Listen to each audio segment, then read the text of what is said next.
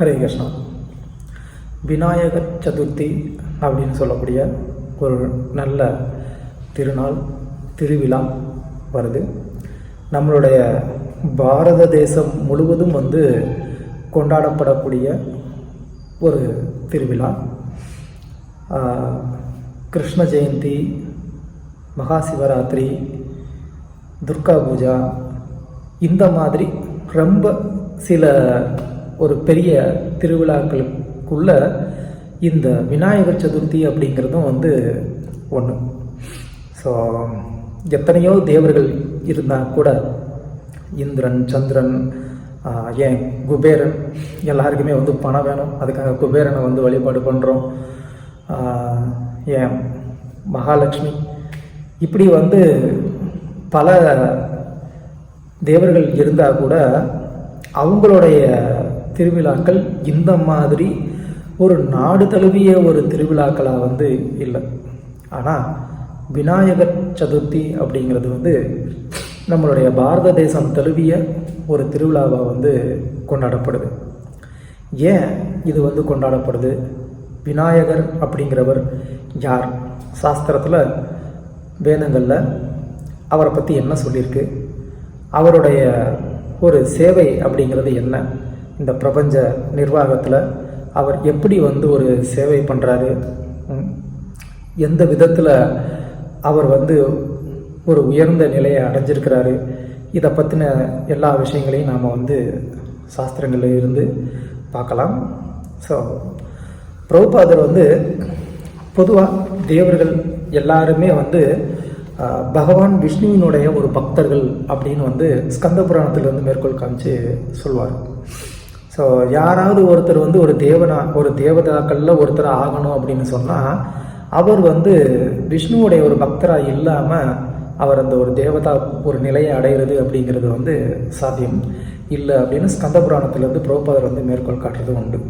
So அதனால் எந்த ஒரு தேவதையாக இருந்தாலும், அதாவது மிக உயர்ந்த பதவியில் இருக்கக்கூடிய பிரம்மா, சிவன், இப்படி யாராக இருந்தாலும் சரி, அவங்கெல்லாம் விஷ்ணுவை வழிபட்டு தான் அந்த ஒரு உயர்ந்த நிலையை அடைஞ்சிருக்கிறாங்க. பிரம்மசம்ஹிதாவில் கூட நம்ம பார்க்கலாம். ஜத் பாத பல்லவ யுகம் வினிதாய கும்ப அப்படின்னு சொல்லி பிரம்மசம்ஹிதாவில் சொல்கிறத நம்ம பார்க்கலாம். அதாவது விநாயகர் அவர் பகவான் நரசிம்மருடைய ஒரு மிகச்சிறந்த ஒரு பக்தர் அப்படின்றத நம்ம பிரம்மசம்ஹிதாவிலிருந்து பார்க்கலாம். பகவான் நரசிம்மரை தன்னுடைய தந்தங்களில் தாங்குறதன் மூலமாக அவர் அனைத்து பக்தர்களுடைய அந்த பக்தி தொண்டில் வரக்கூடிய தடங்கல்களை போக்குறதுக்கு அவர் ஒரு அதிபதியாக இருக்கிறாரு அப்படின்னு சொல்லி பிரம்மசம்ஹிதாவிலேருந்து நம்ம பார்க்குறோம். அது மட்டும் இல்லாமல் பக்தி ரசாமிர்த சிந்து அப்படிங்கிற அந்த புஸ்தகத்தில், இலக்கியத்தில் ரூப கோஸ்வாமி கூட என்ன சொல்கிறாரு அப்படின்னு சொன்னால், விநாயகர் அப்படிங்கிறவர் விக்னங்களை போக்கக்கூடியவராக இருக்கிறாரு. பக்தர்களுக்கு பக்தி தொண்டில் ஏற்படக்கூடிய அந்த தடங்கல்களை போக்கக்கூடியவராக இருக்கிறதுனால பக்தர்கள் விநாயகர்கிட்ட இந்த மாதிரியான ஒரு வேண்டுதல்களை செய்யலாம் அப்படின்னு சொல்கிறார். பட் பிரபுபாதர் இந்த மாதிரியான ஒரு விநாயகர் வழிபாடு அப்படிங்கிறத தனிப்பட்ட முறையில் அதை விசேஷமாக செய்கிறதுக்கு எங்கேயுமே பிரபுபாதர் அனுமதித்தது இல்லை அப்படிங்கிறது நம்ம பிரபுபாதருடைய பல கான்வர்சேஷன்ஸ், லெட்டர், இதில் எல்லாமே நம்ம பார்க்க முடியுது. ஆனாலும் நம்ம அந்த விநாயகர் அப்படிங்கிற அந்த ஒரு தேவரை நாம் அவமதிக்க வேண்டிய அவசியம் இல்லை. அவர் ஒரு உயர்ந்த ஒரு ஸ்தானத்தில் இருக்கிறாரு அப்படிங்கிறதுல எந்த விதமான சந்தேகமும் இல்லை. ஏன்னா இந்த பிரபஞ்ச நிர்வாகத்தில் அவரும் ஒரு மிகப்பெரிய ஒரு சேவையை செஞ்சுக்கிட்டு இருக்கிறாரு அப்படிங்கிறதுல எந்த ஒரு சந்தேகமுமே இல்லை. அதனால் நம்ம அவர் மட்டும் இல்லை, எந்த தேவதையும் நம்ம அவமதிக்க வேண்டிய அவசியம் அப்படிங்கிறது இல்லை. அவங்களுடைய நிலைமையில் அவங்கவுங்க சக்திக்கு ஏற்ற மாதிரி என்ன பண்ணுறாங்க, இந்த பிரபஞ்ச நிர்வாகத்தில் கிருஷ்ணருக்கு சேவை பண்ணுறாங்க.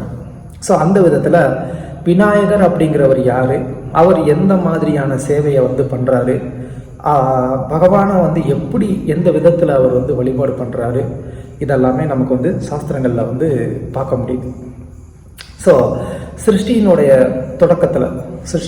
தொடக்கம் அப்படின்னு சொன்னால் சர்க்கம் விசர்க்கம் அப்படின்னு சொல்லி 2 விதமான ஒரு சிருஷ்டி உண்டு. ஸோ மகாவிஷ்ணு முதல்ல தன்னுடைய தேகத்திலிருந்து இந்த மகத்தத்துவம் அப்படிங்கிற அந்த ஒரு அதாவது பௌதிக மொத்த ஜடசக்தி அது இருக்கு. அதில் வந்து என்ன பண்ணுறாரு, தன்னுடைய பார்வையை செலுத்துறாரு. அதில் இருந்து என்ன ஆகுது, சிருஷ்டி வந்து தொடங்குது. அவருடைய தேகத்தில் இருந்து பிரபஞ்சம் வந்து வரதவும் நம்ம வந்து பாகவதத்தில் வந்து பார்க்க முடியுது. ஸோ இந்த மொத்த ஜடசக்தி அப்படிங்கிறது வந்து என்ன அப்படின்னு சொன்னால் அது வந்து மகத்தத்துவம் அப்படின்னு வந்து சொல்லப்படுது. இந்த மகத்தத்துவம் அப்படிங்கிறதோடைய அபிமான தேவதை யாரு அப்படின்னு சொன்னால் அது வந்து பிரம்மா. ஸோ பிரம்மா வந்து என்ன பண்ணுறாரு, அந்த மகத்தத்துவம் அப்படிங்கிற அந்த ஒரு பௌதிக அந்த எலிமெண்ட் அதை வந்து என்ன பண்ணுறாரு, அவர் வந்து கண்ட்ரோல் பண்ணுறாரு. அதிலிருந்து வெளிவரக்கூடியது தான் வந்து என்ன, அது வந்து அகங்காரம் அப்படின்னு நம்ம வந்து சொல்கிறோம். இந்த அகங்கார தத்துவத்துடைய ஒரு அபிமான தேவதை யாரு அப்படின்னு சொன்னால் சிவபெருமான். இந்த அகங்காரம் அப்படிங்கிறது 3 வந்து விரிவடையுது. ஒன்று தைஜச, அதாவது சாத்விக அகங்காரம், ராஜசிக அகங்காரம், தாமசிக அகங்காரம் அப்படின்னு சொல்லி 3 பிரியுது. இது நம்ம பாகவதத்திலேயே வந்து பார்க்க முடியுது. ஸோ இதில் சாத்விக அகங்காரத்தில் இருந்து தேவர்கள் வந்து உருவாக்குறாங்க. ஆக்சுவலாக சிவபெருமான் அவர் தான் அந்த அகங்காரத்தினுடைய ஒரு அபிமானி தேவதை. அவர் தான் வந்து என்ன பண்ணுறாரு, இது எல்லாத்தையுமே வந்து சிருஷ்டி பண்ணுறாரு. எங்கே, பிரபஞ்ச சிருஷ்டிக்கு உள்ள இல்லை, பிரபஞ்ச சிருஷ்டிக்கு வெளியில். இதெல்லாம் வந்து காரணக்கடலில் நடந்துக்கிட்டு இருக்கக்கூடிய ஒரு விஷயம். அங்கே சிவபெருமானே வந்து என்ன பண்ணுறாரு, இந்த தேவர்கள் எல்லாம் வந்து சிருஷ்டி பண்ணுறாரு. இந்த ஜட புலன்கள் எல்லாம் வந்து சிருஷ்டி பண்ணுறாரு. ராஜசிக அகங்காரத்துலேருந்து தாமசிக அகங்காரத்துலேருந்து ஜட வஸ்துக்கள் எல்லாமே வந்து சிருஷ்டி ஆகுது. ஸோ அதில் ஒரு ஜட வஸ்து என்னது, ஆகாயம். இந்த ஆகாய தத்துவத்தினுடைய ஒரு அபிமானி தேவதையாக தான் வந்து இந்த விநாயகர் இருக்கிறாரு அப்படின்னு சொல்லி சாஸ்திரங்களில் வந்து சொல்லப்படுது. சாந்தோக்கிய உபனிஷத்தில் வந்து சொல்லப்பட்டிருக்கு, நபோ அபிமானி விக்னேஷோ விஷ்ணுர் மாம்ச ஆஸ்ரிதா சதா அந்தரிக்ஷ அபிமானி தத் சுனூர் உதரே ஸ்திதி இதீச்ச. அதாவது நபோ அப்படின்னு சொன்னால் ஆகாசம். இந்த ஆகாச தத்துவத்துடைய அபிமானி யாரு அப்படின்னு சொன்னால் அது விக்னேஷா, அதாவது விநாயகர். எப்படி அது வந்து அவர் அதை வந்து பண்ண முடிஞ்சது, விஷ்ணுர் அம்ச, அவர் பகவான் விஷ்ணுவினுடைய ஒரு சக்தியினால், விஷ்ணுவால் கொடுக்கப்பட்ட அந்த சக்தியினால் அவர் வந்து என்ன பண்ணுறாரு, இந்த ஆகாச தத்துவத்தை அவர் வந்து நிர்வகிக்கிறார். ஸோ அங்கே மட்டும் இல்லை, சட் உபனிஷத் அப்படின்னு சொல்லி ஒரு உபனிஷத் இருக்கு. அந்த உபனிஷத்துலேயும் வந்து சொல்லப்படுது, ஆகாச தேவதா விக்னஸ் ததோ. அதாவது இந்த ஆகாசம் அப்படிங்கிற அந்த தத்துவத்தினுடைய அபிமானி தேவதை விநாயகர், விக்னேஷா அப்படின்னு சொல்லி சொல்லப்பட்டிருக்கு. இந்த விநாயகருடைய தேகம் எவ்வளவு பெருசு அப்படின்னு சொன்னால், நம்ம வந்து விநாயகருடைய மந்திரத்தில் வந்து சொல்லும் போது மகாகாய அப்படின்னு ஒரு வார்த்தையை வந்து பயன்படுத்துவோம். வக்ரதுண்ட மகாகாய. மகாகாய அப்படின்னு சொன்னால் மிக பிரம்மாண்டமான ஒரு தேகத்தை உடையவர் அப்படின்னு சொல்லி அர்த்தம். ஸோ இந்த பிரபஞ்சம் வந்து எவ்வளோ பெருசாக இருக்குது அப்படின்னு சொன்னால் பாகவதத்தில் அது வந்து சொல்லப்பட்டிருக்கு, 50 கோடி யோஜனம். அது வந்து என்ன, அது வந்து அந்த பிரபஞ்சத்துடைய உள்விட்டம், உள் சுற்றளவு. அது வந்து என்ன, 50 கோடி யோஜனம். அதுக்கப்புறமா அதுக்கு மேலே வந்து பல கவரிங்ஸ் இருக்கும். அது வந்து நிலம், நீர், நெருப்பு, காற்று, ஆகாயம்னு ஒவ்வொரு அதை சுற்றி வந்து ஒரு கவரிங் இருக்கும். ஒன்றை விட வந்து 10 மடங்கு வந்து அதிகமாக இருக்கும். அப்போது இந்த ஆகாச தத்துவம் அப்படிங்கிற அந்த ஒரு கவரிங்கும் வந்து அந்த பிரபஞ்சத்துடைய ஒரு கவரிங்கில் இருக்குது. அப்போது இந்த 500 கோடி யோஜனையத்தையும் தாண்டி அந்த ஆகாசம் அதோடைய கவரிங் வந்து இருக்கணும்.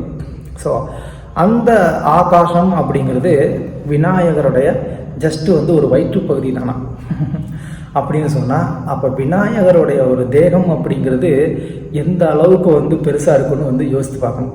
சாஸ்திரத்தில் அதுவும் வந்து சொல்லப்பட்டிருக்கு. விநாயகருடைய தேகம் எவ்வளவு பெருசு அப்படின்னு சொன்னால் 50 லட்சம் கோடி யோஜனை அப்படின்னு வந்து சொல்லப்படும். யோஜனம் அப்படின்னு சொன்னால் 13 மைல் ஒரு யோஜனம் அப்படின்னு வந்து சாஸ்திரத்தில் சொல்லப்பட்டிருக்கு. அப்படின்னா நம்மளுடைய கணக்குப்படி 120 ட்ரில்லியன், அந்த அளவுக்கு வந்து 120 ட்ரில்லியன் கிலோமீட்டர், அந்த அளவுக்கு வந்து விநாயகருடைய தேகம் வந்து பிரம்மாண்டமானது. அதான் மகாகாய அப்படின்னு வந்து சொல்லப்பட்டிருக்கு. ஸோ அவருக்கு வந்துட்டு லம்போதரா அப்படின்னு கூட வந்து ஒரு பேர் உண்டு. அப்படின்னா அவர் வந்து வயிறு பெருசாக இருக்கும் அப்படின்னு சொல்லி சொல்கிறது உண்டு. அதுக்கு நாம் என்ன நினச்சிட்டு இருக்கோம், அவர் வந்து ஏதோ தொப்பையை வச்சுட்டு இருப்பார், அதனால தான் அவருக்கு வந்து லம்போதரா அப்படின்னு பேர் அப்படின்னு சொல்லி நாம் ஏதோ கிண்டல் பண்ணிக்கிட்டு இருக்கிறோம். ஆனால் அப்படி இல்லை. லம்போதரான்ற அதுக்கு காரணம் என்ன, இந்த மொத்த பிரபஞ்ச சைஸு அவருடைய வயிறாக இருக்குது. அதனால தான் அவ்வளோ பெரிய உதரம், பெரிய வயிறை கொண்டவர் அப்படின்னு சொல்லி சொல்கிறாங்க. ஸோ அவர் ஏதோ வந்துட்டு நல்லா சாப்பாட்டு பிரியர், சாப்பிட்டு அதனால் வந்து அவருக்கு வந்து நல்லா தொப்பை வச்சிருக்கிறாரு அப்படிங்கிற அர்த்தத்தில் சொல்லப்படலை. ஸோ அதனால் மகாகாயம், மிக பிரம்மாண்டமான ஒரு தேகத்தை கொண்டிருக்கக்கூடியவர். ஸோ இது எல்லாம் வந்து பிரபஞ்ச சிருஷ்டிக்கு வெளியில் நடந்துகிட்டு இருக்கக்கூடிய முதல் தரமான சிருஷ்டியில் நடந்துகிட்டு இருக்கக்கூடிய ஒரு விஷயம். ஸோ அந்த மாதிரி சிவபெருமான் வந்து என்ன பண்ணுறாரு, இந்த விநாயகரை ஆகாச தத்துவத்தினுடைய ஒரு அபிமானியாக அவர் வந்து சிருஷ்டி பண்ணி நியமிக்கிறார். ஸோ இந்த விதத்தில் விநாயகர் ஆகாச தத்துவத்தை வந்து அவர் கண்ட்ரோல் பண்ணுறார், மெயின்டைன் பண்ணுறார். இது பிரபஞ்ச சிருஷ்டிக்கு வெளியில். பிரபஞ்ச சிருஷ்டிக்குள்ளே அவர் வந்து எப்படி வர்றாரு, எந்த விதத்தில் வர்றாரு அப்படின்னு சொல்லி நம்ம பார்த்தோம்னா, இந்த கதையை நம்ம எல்லாருக்கும் தெரிஞ்சிருக்கோம். ஸ்கந்த புராணத்துலையும் சொல்லப்பட்டிருக்கு, மற்ற புராணங்கள்லையும் வந்து சொல்லப்பட்டிருக்கு. பார்வதி தேவி ஒரு நாள் அவங்க வந்து குளிக்க போகும்போது அவங்க என்ன பண்ணுறாங்க, தன்னுடைய தேகத்தில் இருந்தே வந்து நம்ம என்ன நினச்சிட்டு இருக்கிறோம், பார்வதி தேகத்திலேருந்து ஒரு அழுக்கு எடுத்து அந்த அழுக்கில் வந்து ஒரு பிள்ளையார் பிடிச்சி வச்சாங்க அப்படின்னு நாம் வந்து நினச்சிக்கிட்டு இருக்கிறோம். பொதுவாக அந்த மாதிரி வந்து தேவதைகளுடைய ஒரு தேகத்தில் அழுக்கு அப்படிங்கிறது இருக்கிறதுக்கான ஒரு வாய்ப்பே கிடையாது. அதுலேயும் பார்வதி தேவி அப்படின்னு சொல்கிறவங்க வந்து மிக உயர்ந்த ஒரு தேவதை. அவங்க இந்த பிரபஞ்ச சிருஷ்டி நிர்வாகத்தில் சிவனோட சேர்ந்து வந்து செயல்படக்கூடியவங்க. ஸோ அந்த அளவுக்கு சக்தி உள்ள ஒரு தேவதையோடைய உடல் வந்து அழுக்காக இருக்கிறதுக்கு வாய்ப்பில்லை. அவங்களுடைய தேகத்தில் வந்து துளசியின் மிருத்திகா, அதாவது வந்து துளசியினுடைய அந்த செடியின் அடிவாரத்தில் இருக்கக்கூடிய அந்த மண்ணை எடுத்து என்ன பண்ணிப்பாங்களாம், அவங்களுடைய தேகத்தில் வந்து அப்ளை பண்ணியிருப்பாங்களாம். எதுக்காகனா, துளசிக்கு மேலே இருக்கக்கூடிய அந்த ஒரு மரியாதையினால், பக்தியினால். ஏன்னா துளசி அப்படிங்கிறவங்க கிருஷ்ணருக்கு ரொம்ப பிரியமானவங்க. அதனால் பிருந்தாய துளசி தேவியாய நம்ம வந்து என்ன சொல்கிறோம், விஷ்ணு பக்தி பிரதே தேவி அப்படின்னு நம்ம வந்து சொல்கிறோம். அதாவது பகவான் விஷ்ணு கிருஷ்ணருக்கு மேலே வந்து பக்தியை கொடுக்கக்கூடியவங்க அப்படின்னு சொல்லி. அதனால் பார்வதி தேவி என்ன பண்ணுறாங்க, எனக்கு விஷ்ணுவுக்கு மேலே பக்தி வந்து இன்னும் அதிகமாகணும், நான் அந்த பக்தியை விட்டு எப்போவுமே பிறலாமல் இருக்கணும் அப்படிங்கிறதுக்காக அவங்க அந்த விஷ்ணு துளசியோடைய அந்த அடிவாரத்தில் இருக்கக்கூடிய அந்த மண் எடுத்து என்ன பண்ணியிருப்பாங்களாம், தங்களுடைய தேகத்தில் எப்போதும் தடவிருப்பாங்களாம். அதனால தான் நாமளும் என்ன பண்ணுறோம், காலையில் துளசி ஆரத்தி முடிஞ்ச உடனே அந்த துளசி செடியின் அடிவாரத்தில் இருக்கக்கூடிய அந்த மண்ணை எடுத்து நம்மளுடைய நெத்தியில் நம்ம கொஞ்சம் வந்து வச்சுப்போம். அதுக்கு காரணமாக தான். ஸோ அந்த விதத்தில் பார்வதி தன்னுடைய தேகத்தில் அந்த துளசி மிருத்திகையை வந்து கொஞ்சம் எடுத்து என்ன பண்ணாங்களாம், அதில் இருந்து ஒரு சின்ன ஒரு உருவம் வந்து உருவாக்குறாங்க. அந்த உருவத்தை உருவாக்கி அதுக்குள்ளே வந்து என்ன பண்ணுறாங்க, இந்த ஆகாச தத்துவ அபிமானியை அதுக்குள்ளே வந்து வரணும் அப்படின்னு சொல்லி அவங்க வந்து சொல்கிறாங்க. இது நம்ம வந்து ஜஸ்ட்டு இதை ஒரு விளையாட்டாக நம்ம வந்து பார்த்துக்கிட்டு இருக்கிறோம். பார்வதி ஏதோ அழுக்கு பிடிச்சி வச்சாங்க, அது வந்து உயிர் வந்துருச்சு அப்படின்னு சொல்லி. அப்படி இல்லை. பார்வதி தேவிக்கு வந்து தெரியும், இந்த நேரத்தில் இந்த ஆகாச தத்துவ அபிமானி இந்த சிருஷ்டிக்குள்ளே வந்து வரணும், அவர் வந்து இந்த சிருஷ்டிக்குள்ளே சில சேவைகளை வந்து பகவானுக்காக பண்ணணும், இந்த பிரபஞ்ச நிர்வாகத்துக்கு உள்ளுக்குள்ளேயும் சில சேவைகள் பண்ணணும் அப்படிங்கிறதுக்காக பார்வதி தேவி என்ன பண்ணுறாங்க, அதுக்காக அந்த ஒரு மண்ணில் ஒரு உருவத்தை வந்து செய்கிறாங்க. அது நாம் வந்து என்ன நினச்சிக்கிறோம், பார்வதி தேவி அவங்களுடைய பாதுகாப்புக்காக வந்து ஒருத்தரை வந்து உருவாக்குனாங்க அப்படின்னு நம்ம நினச்சிக்கிட்டு இருக்கிறோம். பார்வதி தேவியை பாதுகாக்கிறதுக்கு யாருமே அவசியம் தேவையில்லை. ஏன்னா பார்வதி தேவியே சக்தி ரூபம். அப்போது அவங்கக்கிட்ட இல்லாத சக்தி அப்படிங்கிறது கிடையாது. நம்ம வந்து சாஸ்திரத்தில் பார்க்குறோம், பல அசுரர்களை வந்து பார்வதி தேவி வதம் பண்ணுறாங்க அப்படின்னு சொல்லி. அப்போ அந்த அளவுக்கு சக்தி இருக்கக்கூடியவங்க தன்னுடைய பாதுகாப்புக்காக ஒரு பாலகனை உருவாக்கணும் அப்படிங்கிற ஒரு அவசியம் இல்லை. ஸோ ஆனால் ஏன் வந்து அந்த ஒரு பாலகனை உருவாக்குறாங்க அப்படின்னு சொன்னால், அந்த தருணம் இந்த விநாயகர் அப்படிங்கிறவர் இந்த சிருஷ்டிக்குள்ள சேவைக்காக வர வேண்டிய ஒரு தருணம்.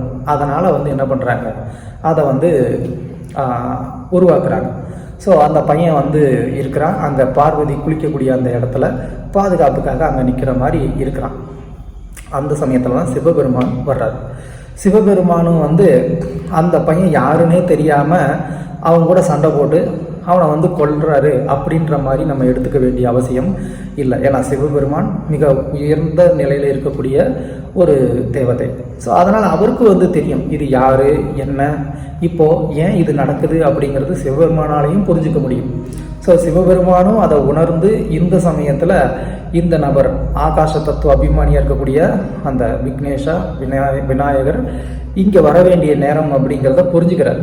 அது மட்டும் இல்லாமல் அவருடைய அந்த தலையானது இப்போ மாற்றப்பட வேண்டிய ஒரு நேரம் வந்திருக்கு அப்படிங்கிறதும் சிவபெருமானுக்கு தெரியும். அதனால தான் அந்த நேரத்தில் என்ன பண்ணுறாரு, அவர் தெரியாத மாதிரி வந்து நடந்துக்கிறார். அது ஒரு லீலை. அந்த தெரியாத மாதிரி நடந்துக்கிட்டு என்ன பண்ணுறாரு, அவர் அந்த காவல் காக்கக்கூடிய பையனுடைய தலையை வந்து வெட்டிடுறார். ஸோ கழுத்தை வெட்டினதுக்கப்புறமா என்ன பண்ணுறாங்க, அங்கே வந்து அந்த பையனுக்கு இன்னொரு தலையை வந்து பொருத்தணும் அப்படின்னு சொல்லி எல்லாரும் வந்து ஒரு முடிவு எடுக்கிறாங்க. அப்போ சிவபெருமான் சொல்கிறாரு, வடக்கு திசையில் வந்து தலையை வைத்து படுத்திருக்கக்கூடிய யார் இருந்தாலும் அந்த தலையை நீங்கள் வந்து வெட்டி எடுத்துகிட்டு வாங்க அப்படின்னு சொல்லி சிவபெருமான் சொல்கிறார். அவருடைய கணங்கள் பல இடங்களில் வந்து தேடுறாங்க. அந்த சமயத்தில் ஒரு யானை வந்து என்ன பண்ணியிருக்கு, வடக்கு திசையில் வந்து தலையை வைத்து படுத்திருக்கிற மாதிரி இருக்குது. அப்போ அந்த கணங்கள் என்ன பண்ணுறாங்க, அந்த யானையோடைய தலையை வெட்டி எடுத்துகிட்டு வர்றாங்க. அந்த தலையை சிவபெருமான் வந்து என்ன பண்ணுறாரு, இந்த தேகத்தோடு வந்து இணைக்கிறார். இப்போது நமக்கு வந்து ஒரு சந்தேகம் வரலாம், ஒரு யானையோடைய தலையை வந்து வெட்டி எடுத்துகிட்டு வந்து இந்த மனித தேகத்தில் வந்து இணைக்கக்கூடிய சக்தி சிவபெருமானுக்கு இருக்கும் அப்படின்னு சொன்னால், ஆல்ரெடி அவர் வெட்டின தலையை அங்கே தானே கிடக்கு, அதையே திரும்ப வந்து இந்த தேகத்தில் வந்து ஒட்டணும் அப்படின்னு வந்து அவரால் வந்து சொல்ல முடியாதா, செய்ய முடியாதா? அப்போ ஏன் இந்த விநாயகருடைய ஒரு தலை, அதாவது ஒரு கஜம், ஒரு யானையோடைய தலையை வந்து ஏன் இந்த தேகத்தில் வந்து பொருத்தணும் அப்படின்னு கேட்டால், அதுக்கு பின்னாடி ஆச்சரியமான ஒரு உண்மை வந்து இருக்குது. இந்த விநாயகர் யார், ஏன் இவருக்கு வந்து இந்த கஜமுகம், அதாவது யானையுடைய ஒரு தலையானது பொருத்தப்பட்டது அப்படின்னு சொன்னால், இந்த விநாயகர் பகவான் விஷ்ணுவுடைய ஒரு சிறந்த பக்தர். அது ஓகே, அதுக்கும் யானையுடைய முகத்துக்கு என்ன சம்பந்தம் அப்படின்னு நாம் வந்து நினைக்கலாம். ஸோ இது வந்து மாண்டூக்கிய உபநிஷத்தில் வந்து சொல்லப்பட்டிருக்கு. அதாவது இந்த விநாயகர் பகவான் விஷ்ணுவுடைய சிறந்த பக்தர். பகவான் விஷ்ணுவுக்கு பலவிதமான ரூபங்கள் இருக்குது அப்படிங்கிறது நமக்கு தெரியும். அந்த பலவிதமான ரூபங்களில் இந்த உபநிஷத்தில் ரொம்ப முக்கியமான 4 ரூபங்களை வந்து சொல்கிறாங்க. அது என்ன அப்படின்னு சொன்னால், விஸ்வா, துரியா, தைவதா, தைஜசா, பிராக்ஞா அப்படின்னு சொல்லி விஷ்ணுவுடைய 4 ரூபங்களை பற்றி இந்த மாண்டூக்கிய உபநிஷத்தில் வந்து சொல்கிறாங்க. இதில் இந்த விஸ்வரூபம் அப்படிங்கிறது வந்து இந்த விநாயகருக்கு ரொம்ப பிரியமான ஒரு ரூபம். இந்த விஸ்வரூபமும் தைஜச ரூபம் இணைந்த ஒரு ரூபம் வந்து ஒன்று இருக்குது. அந்த ரூபம் இந்த விநாயகருக்கு ரொம்ப பிரியமான ஒரு ரூபம். அந்த ரூபத்தை எப்போதும் இவர் வந்து தியானம் பண்ணிக்கிட்டு இருப்பார் அப்படின்னு மாண்டூக்கிய உபநிஷத்தில் வந்து சொல்லப்பட்டிருக்கு. அந்த ரூபம் என்ன அப்படின்னு கேட்டால், அது வந்து சொல்லப்படுது, அஷ்டாதச முகானஸ்ய புமாகாராணி சர்வச மத்தியமந்து கஜாகாரன் சதுர்பாகான் பரப்புமான். அதாவது அந்த விஸ்வா தைஜச அந்த 2 விஷ்ணு ரூபங்களும் சேர்ந்து எப்படி இருக்கும் அப்படின்னு சொன்னால், அஷ்டாதச அதாவது வந்து 18 முகங்களை கொண்டது. 18 முகங்களை கொண்ட ஒரு ரூபம் அந்த விஷ்ணுவுடைய ரூபம். அந்த 18 முகங்களை கொண்ட அந்த ரூபத்தில் எல்லாமே வந்து மனித முகம். நடுவில் இருக்கக்கூடிய ஒரு முகம் மட்டும் யானையுடைய ஒரு முகம். ஸோ அதனால் இந்த விநாயகர் வந்து என்ன பண்ணுவார், அவருக்கு அந்த ஒரு ரூபம் அப்படிங்கிறது ரொம்ப ரொம்ப பிரியமானதான். அந்த ரூபத்தை அவர் வந்து தியானம் பண்ணுவார் அப்படின்னு சொல்லி மாண்டூக்கிய உபநிஷத்தில் வந்து சொல்லப்படுது. அதனால் அவருக்கு அந்த ஒரு ரூபத்தில் விருப்பம் இருக்கிறதுனால சிவபெருமானை வந்து என்ன பண்ணுறாரு, அவருக்கு அந்த ரூபம் பிரியமானது அப்படின்றத தெரிஞ்சு அவருக்கு அந்த யானை முகமே வந்து கிடைக்கிற மாதிரி என்ன பண்ணுறாரு, சிவபெருமான் ஒரு ஏற்பாடை வந்து பண்ணுறார். ஸோ அதனால தான் விநாயகருக்கு யானை முகம் வந்தது.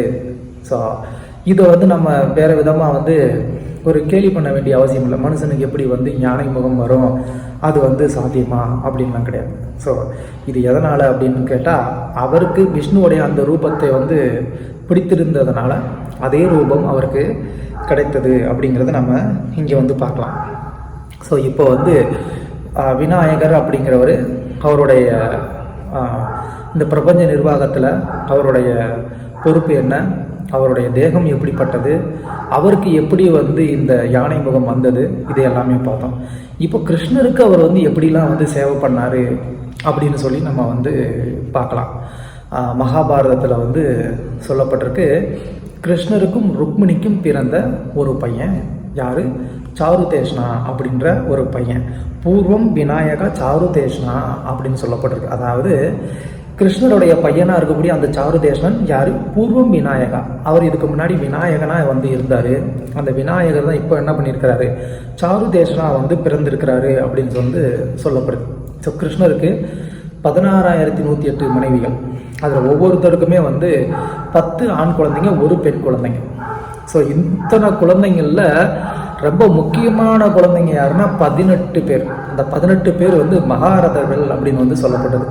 அந்த 18 மகாரதர்கள்லையும் வந்துட்டு இந்த சாருதேசன் 2வது நபர். முதல்ல யாரு, பிரத்யும்னா. 2வது சாருதேசன். இந்த சாருதேசன் வந்து எப்படி வந்து யுத்தம் பண்ணாருன்னு பாகவதத்தில் கிருஷ்ணரே வந்து சொல்வார். அதாவது யுதிஷ்டிரர் வந்து சூதாடி அவர் வந்துட்டு காட்டுக்கெல்லாம் போனதுக்கப்புறமா கிருஷ்ணர் அவங்கள வந்து பார்க்க வருவார். ஏன் அந்த சூழ்நிலையில் தன்னால் வர முடியல அப்படிங்கிறதுக்கான காரணத்தை சொல்லுவார். அப்போது சால்வன், விவிந்தியன் அப்படின்ற அந்த அசுரர்கள்லாம் வந்து என்ன பண்ணியிருப்பாங்க, துவாரகையை தாக்குறதுக்கு வந்திருப்பாங்க.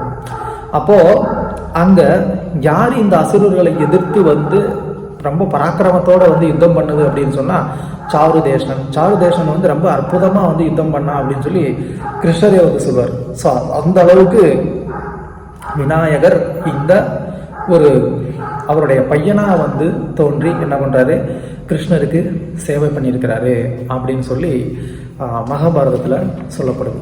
ஸோ அந்த அளவுக்கு அவர் கிருஷ்ணருக்கு மேலே ஒரு உயர்ந்த பக்தியை வச்சிருக்கிறதுனால கிருஷ்ணருக்கு எப்பயுமே எல்லா சூழ்நிலையிலையும் சேவை செய்கிறதுக்கு அவர் தயாராக இருக்கிறாரு அப்படிங்கிறத நாம் வந்து புரிஞ்சுக்க முடியும். அதுக்கப்புறமா இந்த விநாயகர் அப்படிங்கிறவர் இந்த பிரபஞ்சத்தில் இருக்கக்கூடிய 12 முக்கியமான சாட்சிகள், நம்ம செய்யக்கூடிய ஒவ்வொரு செயலுக்குமே வந்து சாட்சிகள் உண்டு. அந்த 12 முக்கியமான சாட்சிகளில் ஆகாசம் அப்படிங்கிறதும் ஒன்று. சூரியன், சந்திரன், அப்புறமா வந்து ஆகாசம், இந்த மாதிரி 12 இருக்குது. அதில் ஆகாசம் அப்படிங்கிறது அதுக்கு அபிமானி தேவதை யார், விநாயகர். அப்போது நம்ம செய்யக்கூடிய அந்த செயல்களெல்லாம் யார் வந்து பார்த்துக்கிட்டு இருக்கிறா, விநாயகர் பார்த்துக்கிட்டு இருக்கிறாரு அப்படின்னு சொல்லி நம்ம தெரிஞ்சுக்கலாம். ஓகே. ஸோ அதுக்கப்புறமா விநாயகருக்கு வந்து விக்னகர்த்தா அப்படின்னு சொல்லி ஒரு பேர் இருக்குது.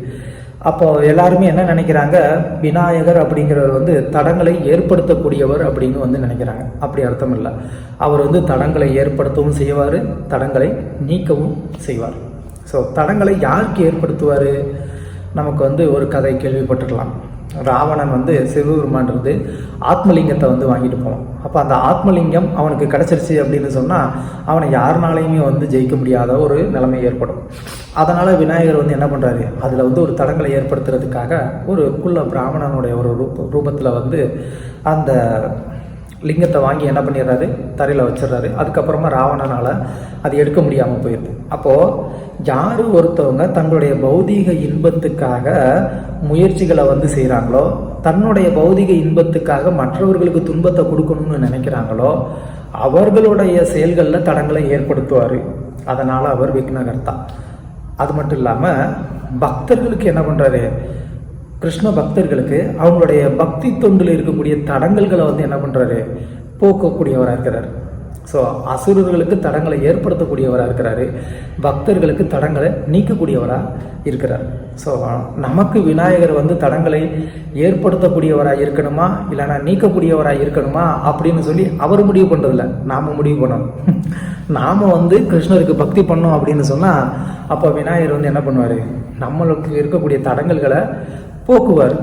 நம்ம என்னதான் அவரை வந்து வழிபாடு பண்ணால் கூட நம்மளுடைய உள்நோக்கம் நமக்கு வந்து பௌதிக இன்பத்தை அனுபவிக்கணும்னு நான் அனுபவிக்கணுங்கிறதுக்காக மற்றவங்களுக்கு எப்படிப்பட்ட ஒரு துன்பத்தை கொடுத்தாலும் பரவாயில்லை அப்படின்ற ஒரு மனநிலையில் நாம் இருந்தோம்னா அப்போ நமக்கு தடங்களை ஏற்படுத்த தான் செய்வார், அவரை வழிபட்டால் கூட. ஆனால் நாம் அவரை வழிபடாட்டினா கூட கிருஷ்ணருக்கு நம்ம பக்தி தொண்டு பண்ணுறோம் அப்படின்னு சொன்னால், கிருஷ்ண பக்தியில் நாம் முன்னேறணும்னு நினைக்கிறோன்னு சொன்னால், அப்போது நாம் அவரை வழிபடாட்டினா கூட வந்து என்ன பண்ணுவார், நம்மளுடைய பக்தி தொண்டில் இருக்கக்கூடிய தடங்கல்களை அவர் வந்து போக்குவார். ஸோ அதுக்காக நம்ம விநாயகரை வந்து வெறுக்கணும் தூஷிக்கணும் அப்படிங்கிற அவசியம் இல்லை. நாம் என்ன பண்ணலாம், தாராளமாக வந்து அவர்கிட்ட வந்து பிரார்த்தனை பண்ணலாம். அந்த விநாயகருடைய கோயில் வழியாக எப்பயாவது நம்ம போகிற ஒரு சந்தர்ப்பம் இருந்தால் தாராளமாக அவர்கிட்ட வந்து பிரார்த்தனை பண்ணலாம், என்னுடைய பக்தி தொண்டில் இருக்கக்கூடிய தடங்கல்களை போக்கி கொடுங்க அப்படின்னு சொல்லி. ஸோ அதில் எந்த விதமான ஒரு தவறும் இல்லை. அதுக்கப்புறமா அவரை வந்து மூஷிக வாகனன் அப்படின்னு கூட வந்து சொல்கிறோம். ஏன் மூஷிக வாகனன் அப்படின்னு சொல்கிறோம், அந்த மூஷிகம் அப்படின்னு சொன்னால் எலி, அவருக்கு வந்து வாகனமாக இருக்கிறதுனால அதை சொல்லி கூட வந்து சிலர் வந்து கிண்டல் பண்ணுவாங்க. என்ன ஒரு இவ்வளவு பெரிய ஒரு ரூபத்தை எப்படி வந்து ஒரு எலி வந்து இழுத்துட்டு போக முடியும் அப்படின்னு சொல்லி. நாம் எல்லாரும் வந்து என்ன பண்ணுறோம், நம்மளுடைய ஒரு அனுபவத்துக்கு உட்பட்டு இதெல்லாமே வந்து யோசனை பண்ணிக்கிட்டு இருக்கிறோம். அந்த எலி அப்படிங்கிறது நம்ம வீட்டில் பார்க்குற மாதிரி சாதாரணமான ஒரு எலி கிடையாது. அது யார் அப்படின்னு சொன்னால் மூஷிகா அசுரா அப்படின்னு சொல்லி ஒரு அசுரன். அந்த அசுரன் என்ன பண்ணான், அந்த ஒரு மூஷிகம் ஒரு எலியினுடைய பிரம்மாண்டமான ஒரு எலியுடைய ஒரு ரூபத்தை எடுத்து அவன் வந்து விநாயகரோட வந்து யுத்தத்துக்கு வந்தான். ஸோ விநாயகர் அவனை வந்து யுத்தத்தில் வந்து ஜெயிச்சார். அதனால் அந்த மூஷிகன் என்ன பண்ணால், விநாயகர்கிட்ட சரணாகதி பண்ணி நான் உங்களுக்கு எப்பயுமே வந்து சேவை பண்ணணும்னு நான் விரும்புகிறேன், எனக்கு நீங்கள் அடைக்கலம் கொடுங்க அப்படின்னு அவன் கேட்டதுனால விநாயகர் என்ன பண்ணார், அவனை தன்னுடைய வாகனமாக வந்து ஏற்றுக்கிட்டார். ஸோ எப்போ ஒருத்தனை தன்கிட்ட வந்து சரணாகதி பண்ணானோ, தனக்கு சேவை பண்ணணும்னு விரும்புகிறானோ, அப்போது அவனுடைய அந்த சேவைக்கு ஏற்ற அந்த சக்தியையும் கொடுக்கக்கூடிய அந்த சக்தி விநாயகருக்கு இருக்குது இல்லையா. அவன் பார்க்குறதுக்கு ஒரு எலியோடைய ஒரு ரூபத்தில் இருந்தால் கூட விநாயகரை வந்து தாங்கக்கூடிய ஒரு சக்தி அவனுக்கு இல்லாட்டினா கூட அவனை தாங்கக்கூடிய சக்தி விநாயகர்னால் வந்து கொடுக்க முடியும் இல்லையா. கருடன் இருக்கிறாரு, கருடன் வந்து பகவான் விஷ்ணுவை தாங்குறாரு. அதுக்காக கருடனை விஷ்ணுவை விட கருடன் பலசாலி அப்படின்னு நம்ம வந்து சொல்ல முடியுமா? மொத்த சிருஷ்டியுமே வந்து விஷ்ணுவுடைய தேகத்துக்குள்ளே தான் இருக்குது. அப்படி இருக்கும்போது அந்த வெயிட்டை வந்து ஒரு கருடனால் வந்து தாங்க முடியுமா? தாங்க முடியாது. ஆனால் பகவான் வந்து என்ன பண்ணுறாரு, அவருக்கு அதை தாங்கக்கூடிய அந்த சக்தியை கொடுக்குறாரு, இல்லை அவர் தாங்கக்கூடிய நிலைமையில தன்னையை வச்சுக்கிறார். அதே மாதிரி தான் இங்கே விநாயகரையும் தாங்கக்கூடிய அந்த சக்தியை வந்து அந்த மூஷிகனுக்கு கொடுக்குறாரு. இல்லைன்னா அவன் தாங்கக்கூடிய விதத்தில் தன்னுடைய உடலை வந்து வச்சுக்கிறாரு அப்படிங்கிறத தான் நம்ம வந்து புரிஞ்சுக்கணும். ஸோ இந்த விதத்தில் விநாயகர் அப்படிங்கிறவர் வினைகளை போக்கக்கூடியவராகவும் இருக்கிறாரு, கொடுக்கக்கூடியவராகவும் இருக்கிறாரு. யார் வந்து கிருஷ்ணருக்கு பக்தி பண்ணுறாங்களோ அவங்களுக்கு வந்து உதவி செய்யக்கூடியவராக வந்து இருக்கிறார். அது மட்டும் இல்லாமல் விநாயகர்கிட்ட இருந்து நாம் கற்றுக்க வேண்டிய இன்னொரு முக்கியமான ஒரு விஷயம் என்ன அப்படின்னு சொன்னால், அவர் தான் வந்து மகாபாரதத்தை வந்து எழுதுகிறார். வியாசர் மகாபாரதத்தை சொல்ல விநாயகர் வந்து எழுதுகிறார். அப்போ எழுதிக்கிட்டு இருக்கக்கூடிய சமயத்தில் வந்து என்ன ஆகுது, இமீடியட்டாக அந்த பேனானால் அது எழுத முடியல. அப்போ என்ன பண்ணுறாரு, அது தடைபடக்கூடாது அப்படிங்கிறதுக்காக தன்னுடைய தந்தத்தையே உடச்சி வந்து என்ன பண்ணுறாரு, அவர் வந்து எழுத ஆரம்பிக்கிறார். ஸோ இப்போது நான் பகவான் வியாசதேவருக்கு நான் என்ன பண்ணுறேன், சேவை பண்ணிக்கிட்டு இருக்கிறேன். அந்த சேவையில் வந்து ஒரு சின்ன ஒரு தடங்கள் வந்து ஏற்படும். அந்த தடங்கள் ஏற்படும் போது அவ்வளோதாங்க, நீங்கள் ஏதோ வந்து எழுத கொடுத்தீங்க, அது ஒன்றும் வேலைக்காகலை, ஏதாவது நீங்கள் கொடுத்தீங்கன்னா நான் பண்ணுறேன், இல்லைனா ரெடி பண்ணி வச்சுட்டு சொல்லுங்கள், நான் அப்புறம் வர்றேன் அப்படின்னு விநாயகர் வந்து சொல்லலை. அவர் என்ன பண்ணுறாரு, கிருஷ்ணருக்கான அந்த சேவை வியாசர் இப்போ ஒரு சேவை கொடுத்துருக்கிறாரு, அந்த சேவை தடைபடாமல் நடக்கணும் அப்படிங்கிறதுக்காக தன்கிட்ட என்ன இருக்கோ அதை வந்து என்ன பண்ணுறாரு, அதை வந்து பயன்படுத்தி அவர் சேவையை வந்து தொடர்றார். அந்த சேவையில் எந்த ஒரு தடங்களும் வரக்கூடாது அப்படின்னு சொல்லி என்ன பண்ணுறாரு, தன்னுடைய தேகத்தில் இருக்கக்கூடிய அந்த தந்தத்தையே வந்து உடச்சி என்ன பண்ணிக்கிறாரு, அதை சேவைக்கு பயன்படுத்திக்கிறாரு. ஸோ அந்த மாதிரி நாம் பகவானுடைய ஒரு சேவைக்காக நம்மளுடைய எந்த ஒரு வஸ்துவையும் பயன்படுத்துறதுக்கு நம்ம வந்து தயாராக இருக்கணும்.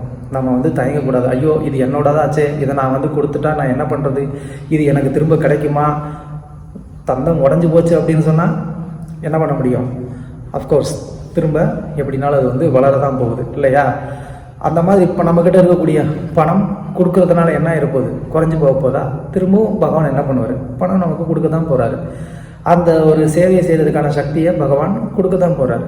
அந்த விதத்தில் நாம் இது முக்கியமாக வந்து கற்றுக்க வேண்டிய ஒரு விஷயம். விநாயகர்கிட்ட இருந்து பகவானுடைய ஒரு சேவை, அதை நம்ம வந்து செய்கிறோம் அப்படின்னு சொல்லி நம்ம எடுத்துக்கிட்டோம் அப்படின்னு சொன்னால் அதில் எந்த ஒரு விதத்துலேயும் அது நிற்காமல், அதை முடிவடையாமல் நம்ம வந்து விடக்கூடாது. அதுக்கு எல்லா விதத்துலேயும் நம்மளுடைய புத்தி, மனசு, புலன்கள், செல்வம் எதை பயன்படுத்த முடிஞ்சாலும் அதை பயன்படுத்தி என்ன பண்ணணும், அந்த சேவையை வந்து நம்ம வெற்றிகரமாக நிறைவேற்றணும். அந்த ஒரு விருப்பம் நமக்குள்ளே வந்து இருக்கணும். அது வந்து சுயமாக நமக்குள்ளே அந்த ஒரு விருப்பம் வந்து இருக்கணும். அப்படி இல்லாமல் ஒரு ஏனோதானன்னு வந்து இருக்கக்கூடாது. ஏதோ ஒன்று சொன்னாங்க, செஞ்சால் செய்யலாம், இல்லை அப்படின்னா வேண்டாம்ப்பா, நமக்கு எதுக்கு தலைவலி அப்படின்னு வந்து விநாயகரை வந்து நினச்சதே இல்லை. அந்த சேவையை வந்து பூர்ணமாக ஏற்றுக்கிட்டு அது நிறைவடைகிற வரைக்கும் தன்னால் முடிந்த அனைத்து ஒரு முயற்சிகளையும் செஞ்சு அந்த சேவையை வந்து நிறைவேற்றினார். ஸோ அந்த ஒரு மனநிலையும் பக்தர்கள் வளர்த்துக்கணும். விநாயகர்கிட்ட இருந்து அந்த ஒரு பாடத்தை நாம் வந்து கற்றுக்கணும் அப்படின்னு சொல்லி நம்ம இந்த விநாயகர்கிட்ட நம்ம கற்றுக்கிட்டு இந்த ஒரு பிரார்த்தனையை நாம் வந்து பண்ணணும். இப்படி இந்த ஒரு விநாயகர் சதுர்த்தியில் எங்களுக்கும் உங்களை மாதிரியே கிருஷ்ணருடைய ஒரு சேவையை ஸ்திரமாக திடமாக செய்கிறதுக்கான ஒரு சக்தியை நீங்கள் வந்து கொடுங்க. எங்களுடைய பக்தி தொண்டில் இருக்கக்கூடிய தடங்கல்களை வந்து நீங்கள் போக்கி கொடுங்க. நாங்கள் எந்த சூழ்நிலையிலையும் பகவானுடைய ஒரு சேவையில் இருந்து பின்வாங்காமல் நாங்கள் தொடர்ந்து வந்து சேவையில் ஈடுபடணும் அப்படின்னு சொல்லி எங்களுக்கு ஆசீர்வாதம் பண்ணுங்கன்னு நம்ம விநாயகர்கிட்ட வந்து பிரார்த்தனை பண்ணலாம். கண்டிப்பாக விநாயகர் வந்து ரொம்ப சந்தோஷப்பட்டு நமக்கு அனுகிரகம் பண்ணுவார். ஏன்னா அவர் பகவானுடைய ஒரு மிகச்சிறந்த பக்தராக இருக்கிறதுனால, நாம் பகவானுக்கு பக்தி பண்ணுறதுக்காக பிரார்த்தனை பண்ணுறதுனால அவர் சந்தோஷமாக நமக்கு அனுகிரகம் பண்ணுவார். ஹரே கிருஷ்ணா.